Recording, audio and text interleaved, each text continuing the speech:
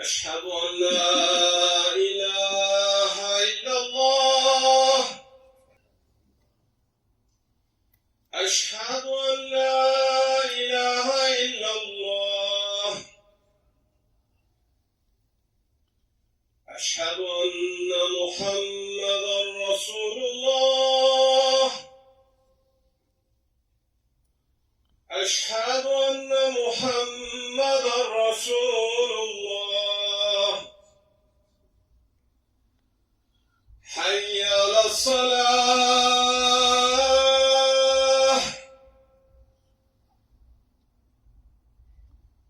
حي على الصلاة.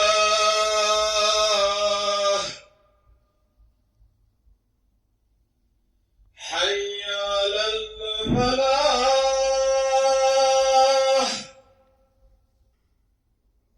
حي على الفلاح. الله أكبر الله أكبر. لا إله إلا الله. إن الحمد لله نحمده ونستعينه ونستغفره ونعوذ بالله من شرور أنفسنا ومن سيئات أعمالنا. من يهده الله فلا مضل له ومن يضلل فلا هادي له. نشهد أن لا إله إلا الله وحده لا شريك له ونشهد أن محمدا عبده ورسوله وصلوات الله وسلامه على رسوله محمد وعلى آله وأصحابه الطيبين الطاهرين وعلى أتباعهم والتابعين ومن تبعهم بإحسان إلى يوم الدين. يا أيها الذين آمنوا اتقوا الله حق تقاته ولا تموتن إلا وأنتم مسلمون. يا أيها الذين آمنوا اتقوا ربكم الذي خلقكم من نفس واحدة وخلق منها زوجها وبث منهما رجالا كثيرا ونساء. أيها الناس، قال الله تبارك وتعالى في كتابه الكريم: أعوذ بالله من الشيطان الرجيم. بسم الله الرحمن الرحيم. إنا أنزلناه في ليلة القدر. صدق الله العظيم. Bugünkü cümle hutbemizin mevzusu mübarek 3 aylar hakkında olacaktır. Değerli Müslümanlar, ekinçilerin bolluk ve bereket mevsimi olan baharı, tacirlerin ilde bir neçe gün olan ticaret sergilerini, cinayetkarların ise ilde bir veya bir neçe defa olan ümumi effi 4 gözle gözledikleri kimi, tarih boyu Müslümanlar da manevi bereket ve bağışlanma mevsimi olan rahmet dalgalarının başladığı, manevi huzur ve sükunetin kalplere dolduğu ve ilahi rahmetin coştuğu 3 ayları gözlemiştiler. Alemlere rahmet olarak gönderilen Peygamberimiz sallallahu aleyhi ve sellem Recep ayı gelende Müsned'de gelen bu duanı etmişti. Allah'ım Recep ve Şaban'ı bizim için bereketli ile ve bizi Ramazan'a kavuştur. Recep ayı 4 haram aylardan biri olup Hicri takvimin 7. aydır. Recep sözü lütfedilen ay ve hazırlanmak manalarına gelir.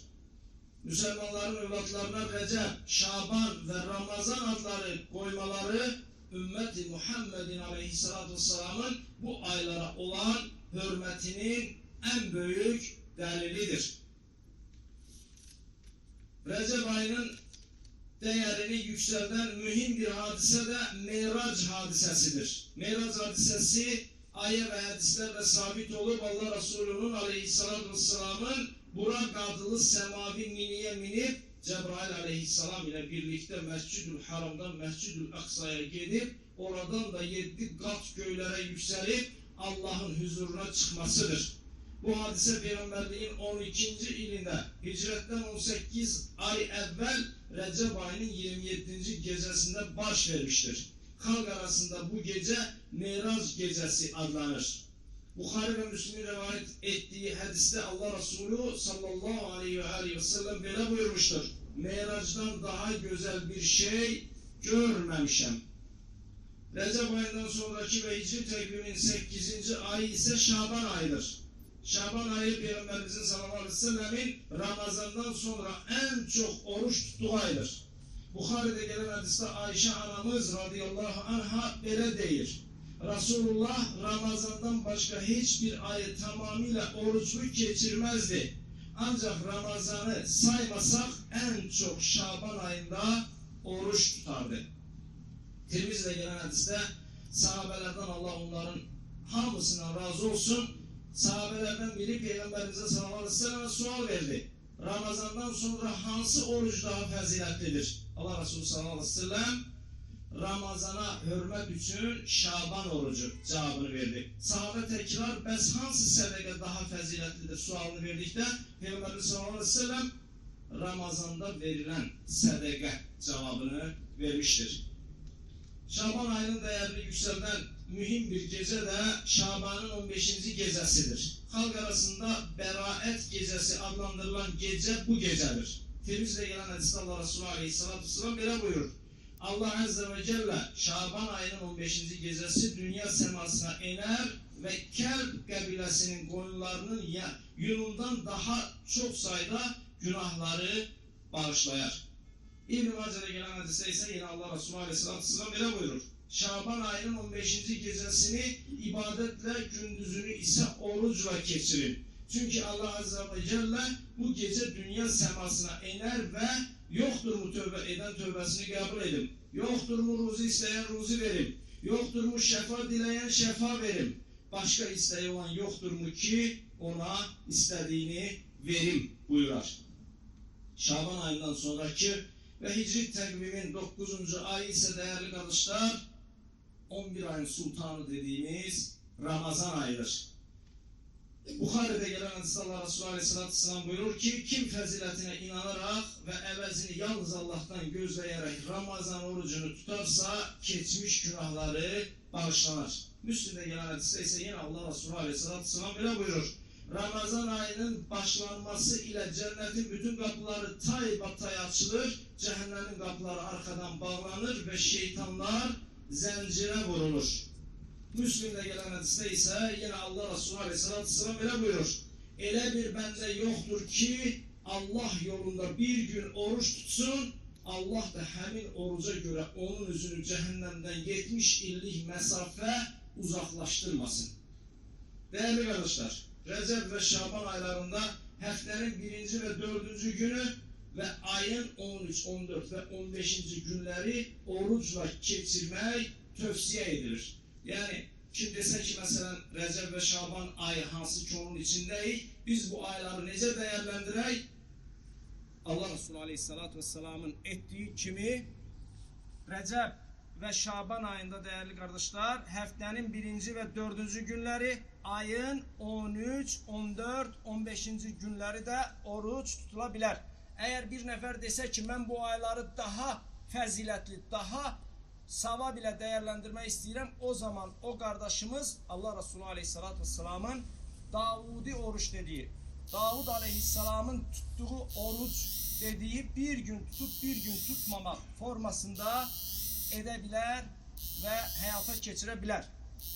Ümumiyyətlə bu aylarda değerli kardeşler Kur'an okumak, Peygamberimize sallallahu aleyhi ve selleme çoklu salavat getirmek, farz namazlarını vaktinde ve cemaatle kılmak, sünnet ve nafile namazları da kılmak, dili boş koymayıp zikirleri verdiş haline getirmek, günahlarımızı hatırlayıp samimi kalpten tövbe etmek, üstümüzde hakkı olanlarla halallaşmak, hem özümüze hem de mümin kardeşlerimize dua etmek, sadaka vermek ve yoksulları sevindirmek, tefekkür etmek, ben kimem, haradan gelmişem, haraya gedirem, Allah menden ne isteyir sualları etrafında derinden düşünmek ve tefekkür etmek tövsiye olunur.